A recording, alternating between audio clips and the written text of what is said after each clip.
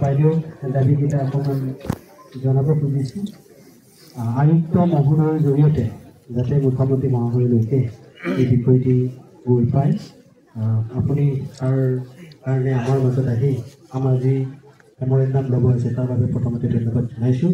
আৰু দাবী মই প্ৰথম 1 নম্বৰ কথাটো কৈ দিব কৈছোঁ। শৰণীয়া কছাৰী বন্ধ হৈ থকা জনজাতিৰ প্ৰমাণপত্ৰ পূৰ্বৰ দৰে কছাৰী জাতি হিচাপে পোৱাৰ বাবে তৎকালে ব্যৱস্থা গ্ৰহণ কৰাৰ লগতে ইয়াৰ স্থায়ী সমাধানৰ ব্যৱস্থা ত্বৰান্বিতকৰণ।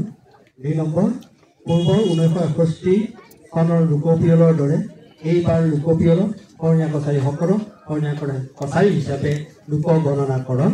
3 নম্বৰ, শৰণীয়া কছাৰীক স্বায়ত্তশাসিত পৰিষদ প্ৰদানৰ ব্যৱস্থা গ্ৰহণ। এইখিনিয়ে আমাৰ মুখ্য দাবী। এই স্মাৰক পত্ৰখনটো আপোনাৰ জৰিয়তে যাতে আয়ুক্ত মহাশয়ৰ হৈ গৈ মুখ্যমন্ত্ৰীলৈকে পায় আৰু আপোনালোকেও অকণমান আমাৰ হৈ কৈ দিয়ে তাকে জনাই মই আমাৰ স্মাৰক পত্ৰখন অৰ্পণ কৰিছোঁ।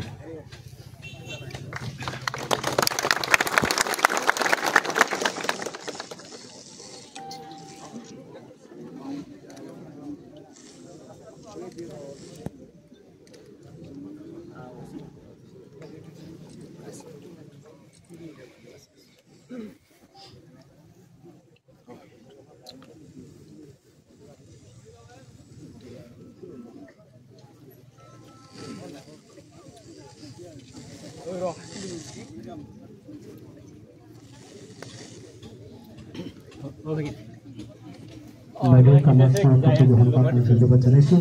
আৰু লগে লগে আমাৰ হৈ দুআষাৰ চমুকৈ বক্তব্য ৰখাৰ কাৰণে অনুৰোধ জনাই মই মাইক্ৰফোনটো আগবঢ়াই দিছোঁ।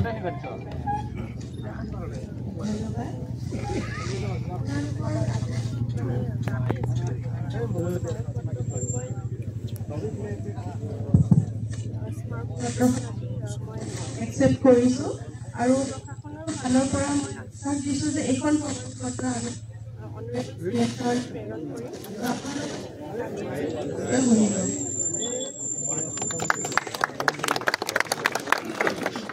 ধন্যবাদ মহাশয়ালৈ।